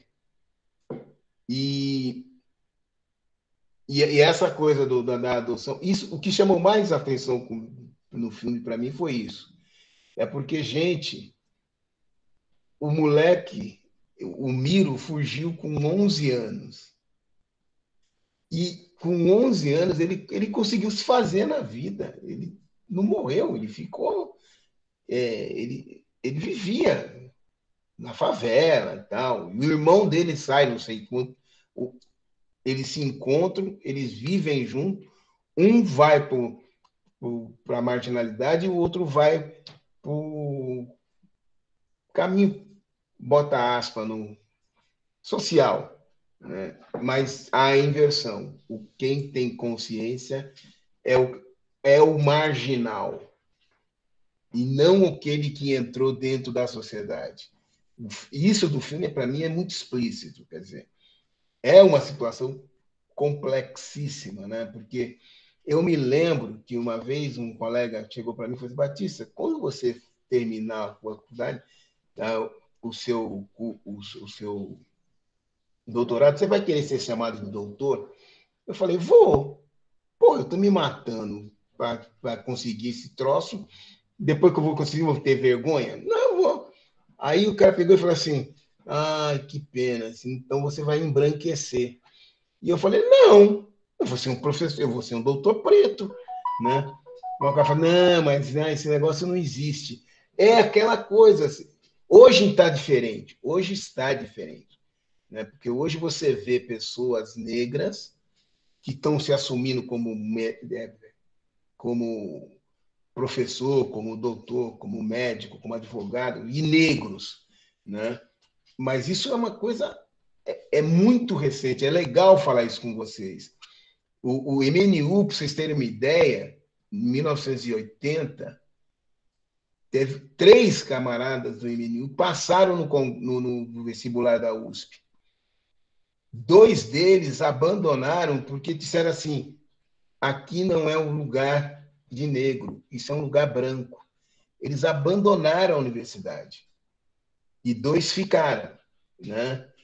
E quando eu entrei, sei lá, 9 anos depois, teve um que chegou para mim e falou assim: pô, eu acho que eu fiz uma besteira. Eu acho que eu não deveria ter saído. Né? Agora, eu vou falar uma coisa para vocês. Ter estudado na USP, para mim, foi extremamente pesado. Era um lugar que não tinha negro. Eu saía toda sexta-feira, eu ia direto no centro da cidade, num botecão lá que eu encontrava meus amigos pretos e tal, que eu falava para os caras: estou tomando banho de negritude, porque é um outro mundo. Atualmente é diferente. Um menino que é orientando da Lília, a Lília pediu para ele vir falar comigo. Ele demorou para caramba. Um dia ele me ligou. Aí eu falei: pô, qual que é? Aí eu descubro que ele é filho de um militante que militou comigo, né? Só que o pai dele não fez universidade. Mas ele sabia que eu tinha feito, óbvio que ele sabia, ele está fazendo isso no USP. Aí eu pego e falo: pô, e aí? Tá? Ele fala: Batista, eu queria saber o seguinte: como é que você aguentou ficar na USP? E aí eu comecei a falar com ele, falei assim: pô, mas é muito difícil, pá, pá, pá. E aí ele me diz assim, e ele está hoje, ele é bolsista da Lília, está fazendo mestrado com a Lília Schwein. Aí ele falou assim: putz, mano. E eu falei: e qual é o problema? Ele falou: porque quase não tem negro, não sei o quê, tal, tal, tal. Eu falei: mas e aí, como é que você está com a Lília? Ele falou: só tem eu e mais 5 negros. Eu falei: meu, dá licença, você está reclamando do quê? Quando eu estava com a Lília, era só eu de negro. Eram 12, ela tinha 12 orientandos, e só eu de negro. Todos os outros eram todos brancos. Agora ela tem 12, que estão 7 negros e 5 brancos. Não, 5 brancos, 5 negros e 7 brancos. Eu falei para ela: não, 8 brancos e 4 negros. 7 negros e 5. Ele tem que dar 12, né? Tem que dar 12. É 7 e 5, isso. 7 negros, 7 brancos e 5 negros. Eu falei: por favor, você está com um lugar que você não tem que reclamar. Não tem. E ele estava reclamando. Eu falei: isso daí é coisa de juventude. Ele não sofreu o que eu passei. Né? Então agora ele quer que só tenha preto. Eu falei: não, aí não dá. Você tem que. Para mudar, mas. E ele terminou.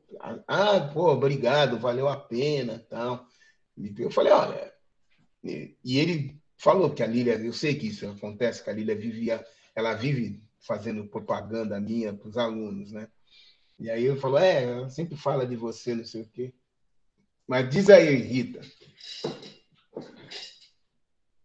Deixa eu só lembrar, Batista, que tem uma pergunta do Rafael no chat. Eu sei que tu já comentaste no iniciozinho do debate, mas vale a pena voltar essa questão, porque naquele momento você não estava gravando. O Grande Otelo no cinema? No isso, aí depois disso eu tenho um comentário a fazer. Olha, o Grande Otelo, uma coisa que eu esqueci, é um dos primeiros filmes que ele faz. Na verdade, o primeiro filme ele fez com esse diretor, que foi sobre a vida dele, Moleque Te Amo. É um filme que eu ainda não vi, né? Mas é um filme que o diretor fez, que era tipo contando a história do Grande Otelo. Grande Otelo faz esse filme, eu acho que é o primeiro, e ele brilha nesse filme. É uma coisa que a gente não pode esquecer. Porque ele está no filme com o Aguinaldo, o negro, o Aguinaldo Camargo, e o Aguinaldo era o estrela.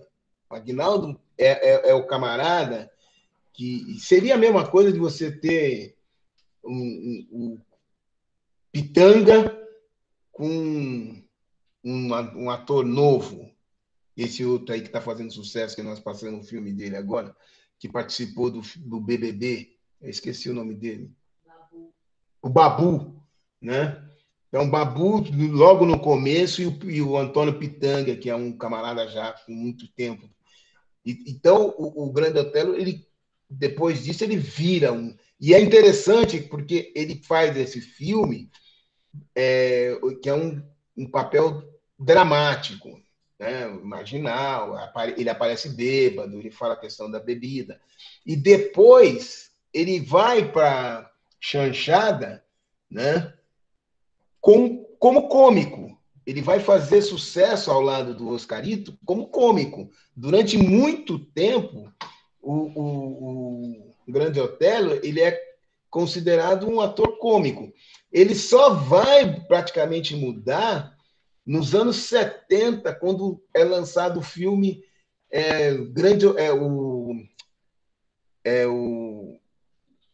como é que é o nome dele? Eu passei esse filme. É um filme sobre o... Orfeu? Orfeu? Não, aquele que o cara é um bandido famoso, Lúcio Flávio. Né? No papel do Lúcio Flávio, que ele faz uma ponta no filme e que é fantástico, né? Que ele é um cara que o cara pega ele como informante da polícia e tal. E aí ele volta a ser um ator dramático. Mas é interessante isso. Ele não participa do Teatro Experimental do Negro. Eu imagino que ele não participa porque ele era novo, para a época. Né? Porque vocês notam no filme que ele é um pouco mais jovem do que o Aguinaldo Camargo. Né? Mas, mesmo assim, ele não participando do Teatro Experimental do Negro, ele nunca foi uma pessoa que negou a questão racial. Ele tem várias entrevistas, várias falas, em que ele sempre explicitou que existia problemas raciais no Brasil, que ele sofreu, que o Brasil é um país racista. Só que, como ele era mais cômico, que aqui no Brasil nós temos esse problema. Por exemplo, o Mussum, as pessoas criticam muito o Mussum. Por quê? Porque o Mussum ele sempre fez papel cômico. Né? Ele sempre brincava. O Mussum, no grupo Originais do Samba, ele era o cara que levava o barato, a malandragem para o grupo. Né? Ele que tirava um sarro e tal. Só que quando ele apresentava, ele fazia as graças, contava piada. Não foi só ele, tinha o Di Cro. Nós tivemos vários cantores que tiveram isso. O cara é um cômico, mas ele está mais na música, principalmente no samba. Né? Aí o que acontece? Um dia, o Mussum conhece os Trapalhões e entra em contato com o Renato Aragão. Renato Aragão convida para ele participar, e quem dá o apelido de Mussum até o Chico Anísio, né? E o Chico Anísio diz para ele, vai, faz, que você vai dar certo. Tal. E ele vai, e ele só fala assim, a única coisa que ele pede é para não sair dos Originais do Samba. Se você pegar as entrevistas do Mussum, ele sempre foi muito consciente da questão que o negro sofre no Brasil. Ele sabia como é que é a relação racial no Brasil, como ela acontece. Só que ele era cômico. E o movimento negro brasileiro, e aí é o movimento negro brasileiro, ele tem esse viés que é muito terrível. Já que o cara é cômico, você pega e enterra o cara. Esse De La Penha que o Helison falou, do Cacete e Planeta, ele mesmo um dia ele pegou a menina, ele estava falando da questão racial, ele tem consciência de que o Brasil é racista. Ele tem. Só que ele acha que é muito chato militância.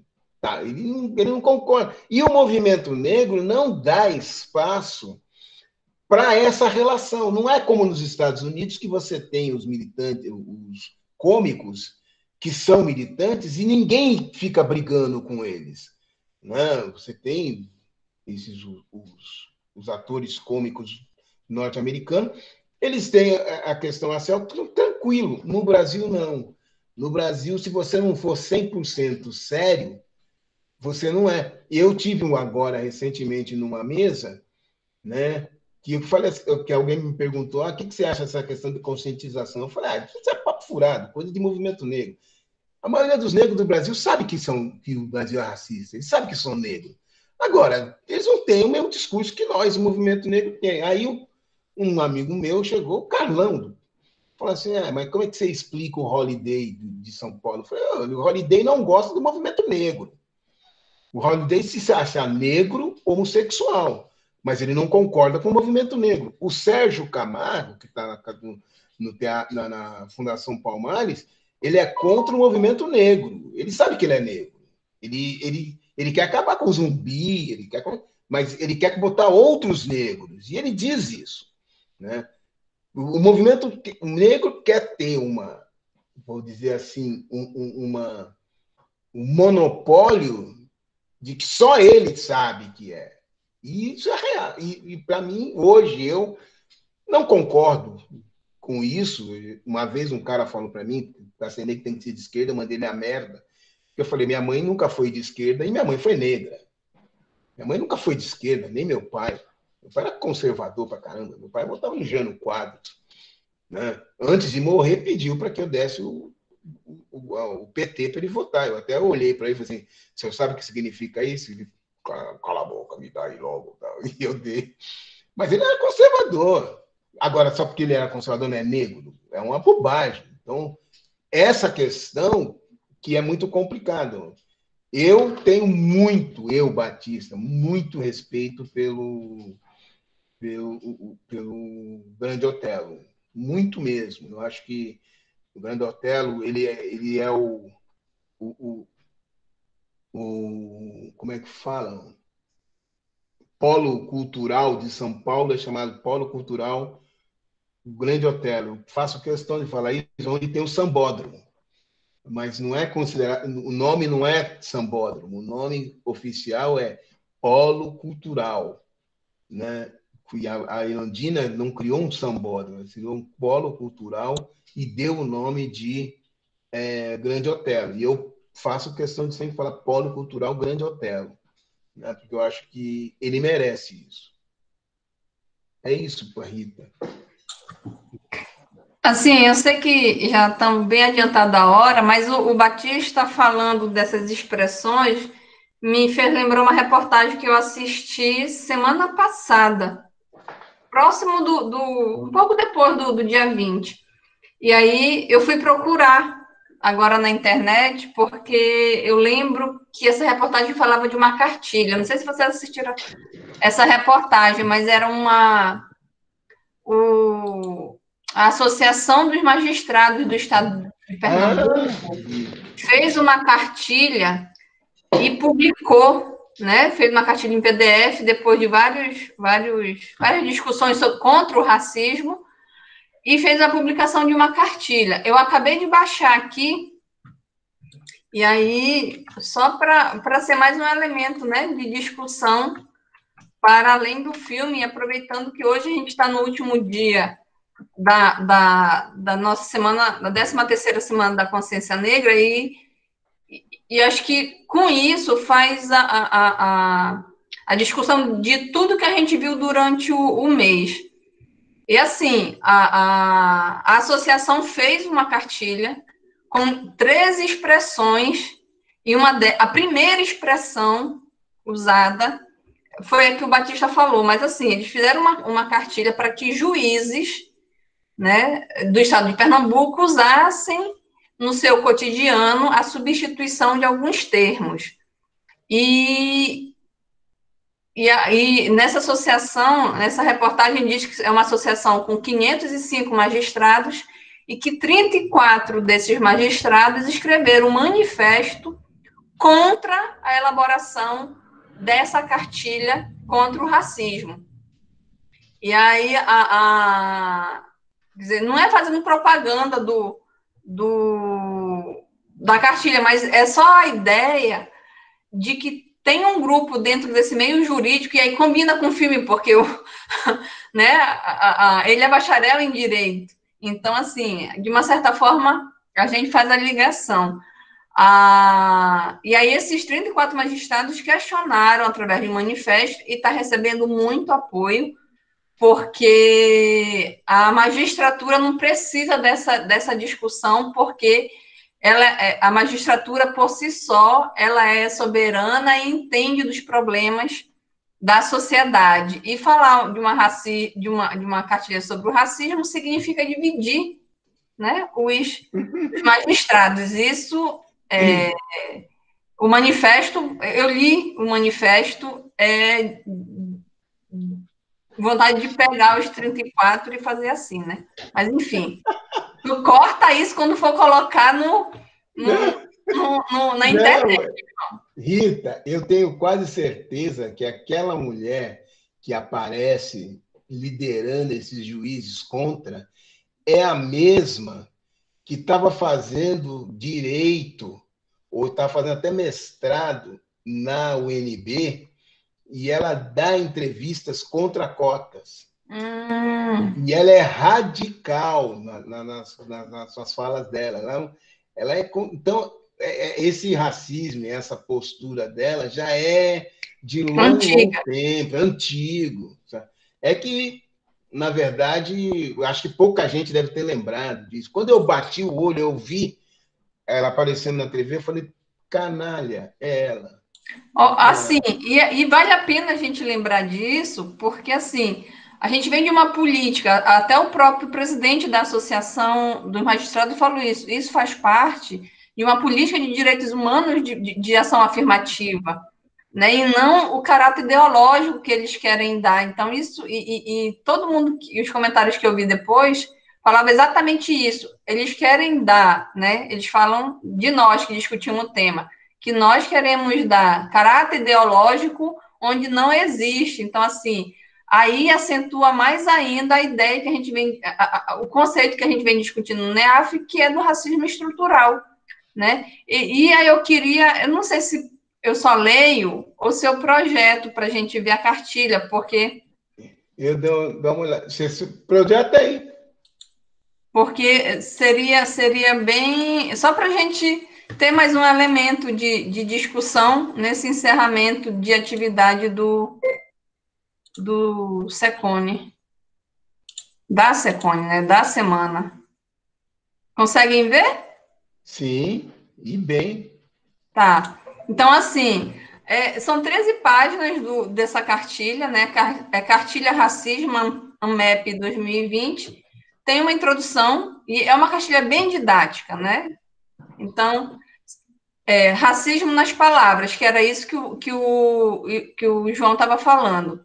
Então, expressões racistas são rotineiramente repetidas sem que as pessoas se deem conta disso.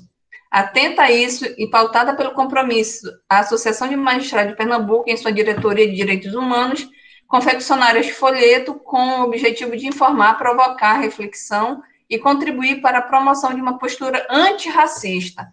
Fique atento e comece substituindo. Denegrir por difamar. Opa. Né? Denegrir por difamar, que era o que o João estava falando. Mercado negro por mercado ilegal. Depois a gente lê as definições, gente. É só para a gente ter a ideia das expressões que devem ser substituídas. Criado um mudo por mesa de cabeceira. A coisa está preta por a situação está difícil. Cor da pele por cor. Lista negra por lista de restrições. Dia de branco, que o Batista também falou, por dia de trabalho. Nhaca, por mau cheiro. Inveja branca, por inveja ou algum elogio. Cabelo ruim, por cabelo crespo, afro ou cabelo ou cacheado. E aí termina. Então, a última palavra é sobre o cabelo. Então, assim, entra naquela discussão que o filme levou a gente a debater, né? Então, eu coloquei, vou parar a transmissão, mas eu coloquei aí no chat peraí. Eu coloquei aí no chat o link, quem tiver interesse de baixar, só baixar. Então, eu acho que reforça a nossa discussão desde o início do semestre, e quando a gente vê juízes dizendo que isso não é importante, é um sinal claro, né, de que realmente esse racismo está indo introjetado em todas as malhas da sociedade, e que a gente precisa realmente combater. Né? Então, a gente, às vezes, como o Batista sempre é chamado de radical, mas o radicalismo dele tem razão. E aí, ontem, acho que na conferência, na palestra de ontem, com a Emanuele, quando a fala dos dois jovens, ficou mais claro ainda a necessidade, né, de reforçar essas atividades. E, para não ser tão radical, mas que a gente precisa, às vezes, falar mais alto mesmo e tomar pé da situação para que as pessoas... Às vezes a gente fala baixo, as pessoas não ouvem, né? Então a gente tem que falar mais alto para que todo mundo ouça, e tem que fazer barulho mesmo para que a gente apareça. É isso, porque eu lembrei desse fato, João, e eu achei importante trazer para a gente encerrar a nossa discussão. É isso, obrigada. E eu só queria, se você lembrou de ontem, eu vou contar um caso. Semana passada, a gente fez de sexta para sábado, de quinta para sexta, a gente fez uma vigília, que começou, acho que umas 9 horas da noite, 10 horas, e foi até às 7 da manhã. E a gente colocou cada pessoa, algumas pessoas, responsável por 1 hora. Eu fiquei responsável da meia-noite à 1 da manhã. E eu fiz um erro, que eu deveria ter colocado isso no NEAF e pedido para vocês aparecerem, para vocês lerem um poema, porque a ideia era essa, da pessoa chegar lá e ler um poema e ponto, e cada um entrava. E eu não fiz, eu acabei falando com a irmã da Cris, e a irmã da Cris chamou mais um rapaz, e aí eu falei com a Marina, e a Marina mandou a filha dela, a Ana Letícia. E aí a Ana Letícia foi maravilhosa, né? Ela pegou, leu um poema dela, os outros rapazes também. Agora, o que foi mais interessante é que eu só fiquei com eles. E aí eu falei, putz, tem 1 hora, o que eu vou fazer agora? E eu comecei a falar algumas coisas, daqui a pouco eles falaram, Batistão, fica quieto, já que nós estamos aqui como convidados, e deixa que a gente preencha a hora. E aí eu tive que ficar bem quietinho, e eles declamaram 1 hora de poema, né? Mas o que eu queria dizer aqui para vocês é que depois a Ana Letícia não saiu. Ela ficou até 2 horas da manhã. Ela ficou assistindo, né? E no meio do outro, era uma outra apresentação, foi um outro amigo que ele não convidou ninguém. Né? Ele decidiu ficar 1 hora botando música negra. O Álvaro, isso. E aí chegou uma hora que a Ana Letícia dá o seguinte depoimento. Tudo isso que eu queria era para vocês entenderem o que eu quero falar. Porque ela é menina negra, que tem toda uma consciência, demonstra que ela tem uma confiança, né? Aí ela chega e diz assim que ela teve um problema na escola, que uma menina branca fez algumas ofensas contra ela e que os alunos da escola acham que ela é muito metida, que ela gosta de participar e tal. E ela foi e falou assim, poxa, eu às vezes não sei se eu estou certo ou não, eu estou com muita dúvida, né? E aí uma outra professora que estava lá ficou tentando levantar a moral dela, e eu falei assim, olha, o problema não é levantar a moral, mas o que era entender que ela é uma menina nova, consciente, tem bastante convicção da questão racial, mas que o racismo acaba abalando. A mãe dela é diretora hoje de escola, né? E ela pegou e ela foi ganhando confiança, ela falou assim, e aí eu falei para a menina que eu sou assim mesmo, eu me gosto, mas por eu ser negra, isso é muito pesado, e às vezes eu não sei se eu vou aguentar. Tal. Foi um negócio muito brabo, sabe? Eu fiquei assustado, eu não falei nada na hora, eu fiquei quieto, porque eu falei assim, pô, até a notícia, que é uma menina toda, né? Os caras batem forte. Né? Então, é um negócio. Ela ganhou muita força ali. Todo mundo, não, você quer isso, você pode. Eu acho que ela ficou mais nervosa agora. A próxima vez ela vai bater na menina. Mas ela tem que fazer isso mesmo. Mas é isso. Ô Mauro, você que é o coordenador, você que encerra, né? Vou fazer um encerramento solene. E olha, a gente fez de um limão uma limonada muito gostosa, porque conseguimos fazer o mês inteiro. E uma caipirinha também. Isso, mano, conseguimos fazer uma palestra toda sexta da quinta, passamos os filmes, bancamos a 13ª Semana da Consciência Negra, que eu tenho orgulho de dizer que é o único evento existente, eu posso dizer, dentro da UFT, que acontece desde 2007, antes de eu chegar, direto. Só um ano não teve, porque os alunos ocuparam aqui e não deixaram a gente fazer. E a gente respeitou. Né? No mais, todo ano a gente banca e tá aí. Estamos entregando inteiro a nossa semana. Então, Mauro, para você encerrar.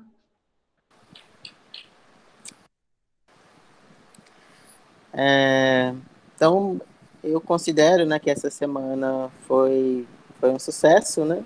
Essa semana de um mês. Então, com todas as dificuldades, né, nós conseguimos cumprir, né, o que havíamos nos proposto, né? Então, sim, agradecer a todos que participaram, né, que acompanharam aí as atividades na semana, né? Convidar já para a próxima, né, ano que vem. Como disse o Batista, estamos na 13ª edição, né, e a intenção é que continue, né?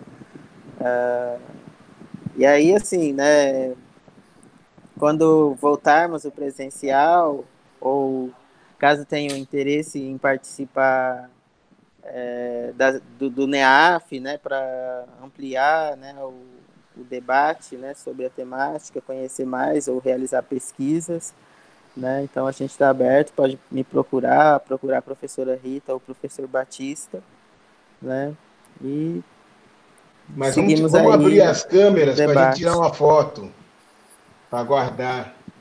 Abram aí.